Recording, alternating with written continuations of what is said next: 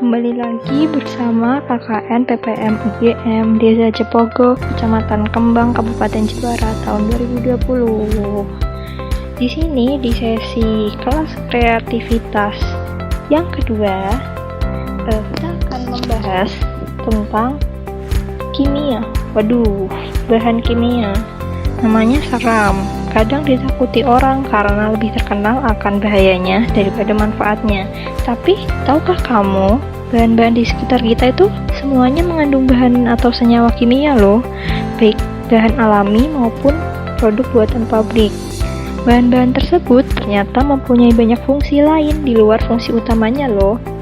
Serta fenomena yang ditimbulkan ternyata dapat dijelaskan secara ilmiah. Berikut adalah life hack atau cara menggunakan bahan atau produk berbasis kimia di sekitar kita untuk mengetahui fungsi tersembunyinya.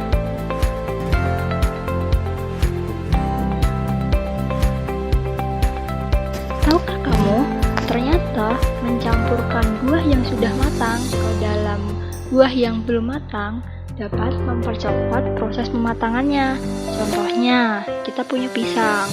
Nah, pisang ini belum terlalu matang. Lalu kita campurkan dengan mangga. Mangga ini sudah matang. Kita satukan mereka dalam satu tempat. Nah, keesokan harinya pisang menjadi lebih matang. Atau bisa juga dengan tomat. Untuk hasil yang lebih maksimal dapat kita taruh ke dalam tempat atau wadah tertutup, lalu kita simpan dalam tempat yang gelap. Nah, kenapa sih itu bisa terjadi? Jadi, alasannya buah-buahan yang sudah matang ini, dia secara otomatis mengeluarkan sebuah gas bernama gas etilena. Gas ini dikenal sebagai gas pematangan buah. Nah, ketika buah-buah yang belum matang dikelilingi oleh gas ini, maka proses pematangannya akan terpicu menjadi lebih cepat.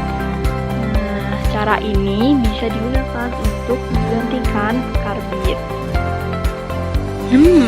Menghilangkan kerak pada dasar panci atau teko bisa dengan cara tuangkan air ke dalam teko atau panci, lalu campurkan cuka dengan perbandingan 1:3, 1 bagian cuka dan 3 bagian air. Kemudian rebus air sampai mendidih dan diamkan selama semalaman. Keesokan harinya, kerak pada panci atau teko akan larut dan teko atau panci menjadi seperti baru kembali. Kenapa hal itu bisa terjadi? Kerak pada dasar panci atau teko disebabkan karena air yang digunakan memiliki sifat kesadahan yang tinggi. Air tersebut mengandung kalsium hidrogen karbonat yang ketika dipanaskan akan menjadi padatan kalsium karbonat. Padatan ini tidak bisa larut dalam air dan dia berwarna putih mengendap di dasar panci atau teko.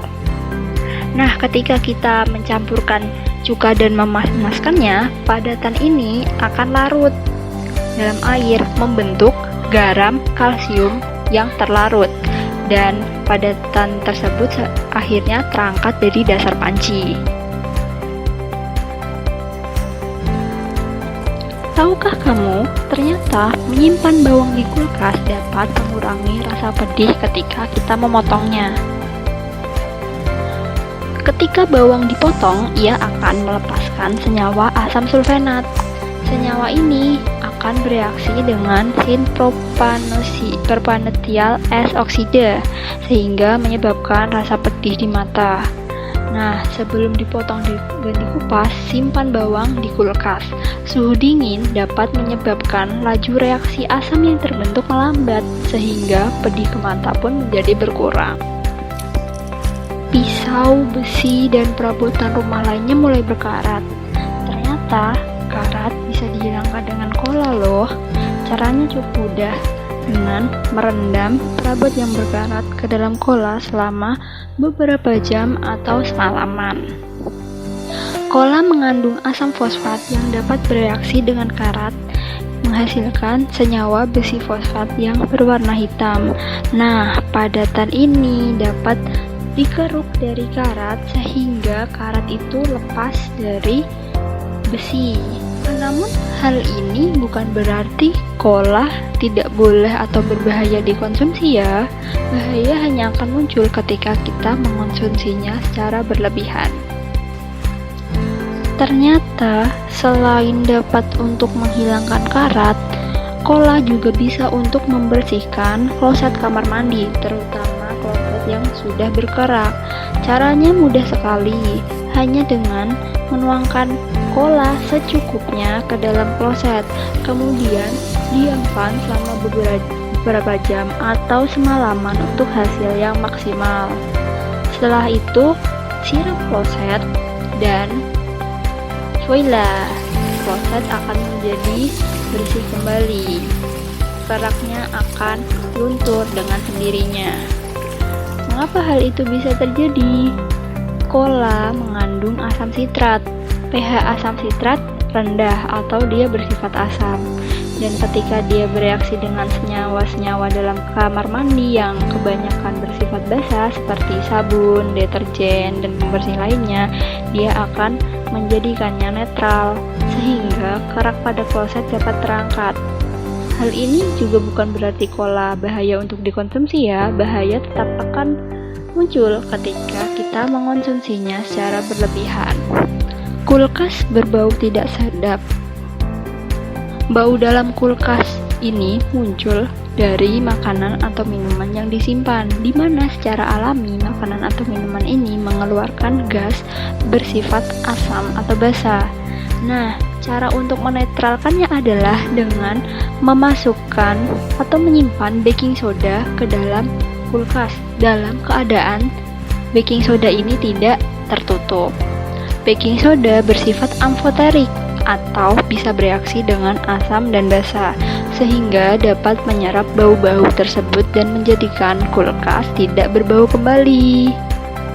Baking soda juga bisa digunakan untuk menghilangkan bau misalnya di rak sepatu atau di tempat-tempat lainnya.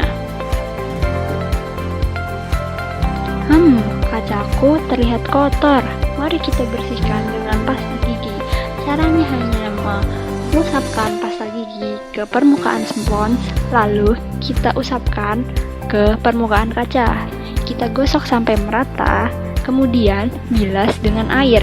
Voila, kaca menjadi bening kembali. Kenapa hal ini bisa terjadi? Pasta gigi mengandung senyawa kalsium karbonat, dikalsium fosfat dihidrat, dan magnesium trisilikat. Agen abrasif ini berfungsi untuk membantu mengusir bakteri dan kotoran. Selain itu, dalam pasta gigi terdapat kandungan deterjen yang semakin membantu menghilangkan tumbukan noda.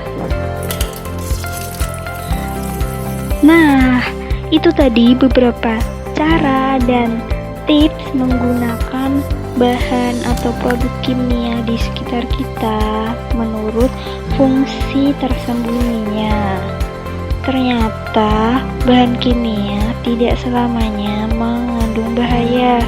Bahan kimia pun dapat bermanfaat ketika kita memanfaatkannya sesuai prosedur dan berhati-hati. Sekian video dari kami. Mohon maaf bila ada kesalahan dan terima kasih.